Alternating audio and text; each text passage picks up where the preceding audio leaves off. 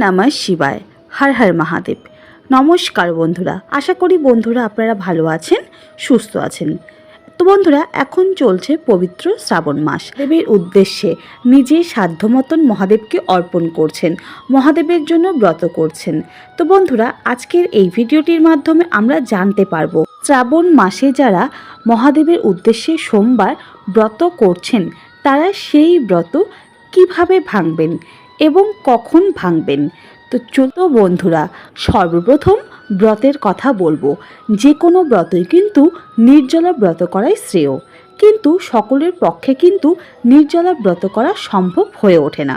তো যারা নির্জলা ব্রত করতে পারবেন না তারা কিভাবে ব্রত করবেন? দেবাদিদেব মহাদেব অল্পতেই সন্তুষ্ট হন, তাই যারা নির্জলা ব্রত করতে পারেন না তাদের নির্জলা ব্রত করার কোনো দরকার নেই। নিজেকে কষ্ট দিয়ে, নিজের মনকে কষ্ট দিয়ে কখনোই ভগবান কিন্তু প্রসন্ন হন না। তাই যারা নির্জলা ব্রত করছেন না তারা সারাদিন ফলাহার করে সন্ধ্যাবেলা সন্ধ্যা আরতি পুজো করার পর আপনারা নিজেদের ব্রত ভাঙতে পারেন। আপনারা ফল খেতে পারেন, সাবু খেতে পারেন, ফলের জুসও খেতে পারেন।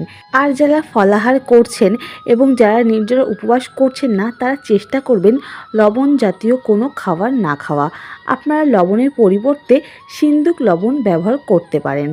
এবং যারা নির্জলা ব্রত একদমই করছেন না তারা আপনারা সাবুর পায়েস বানিয়ে, আলুর সবজি বানিয়েও খেতে পারেন। এই শ্রাবণ মাস চলাকালীনই আমার কাছে একটা প্রশ্ন এসেছিল, অর্থাৎ বলতে পারো কমেন্ট এসেছিল। একজন দিদি আমাকে কমেন্ট করেছিল তিনি অফিসে কাজ করেন এবং তিনি সারাদিন নির্জলা উপবাস করতে পারেন না, 10টার মধ্যে তাকে অফিসে চলে যেতে হয়। তাহলে সে কিভাবে শ্রাবণ মাসে সোমবার করবে? তো এমন অসুবিধে অনেকেরই লক্ষ্য করা যায়। কর্মরত ব্যস্ততার কারণে অনেকেই কিন্তু নির্জলা উপবাস বা ব্রত করতে পারেন না।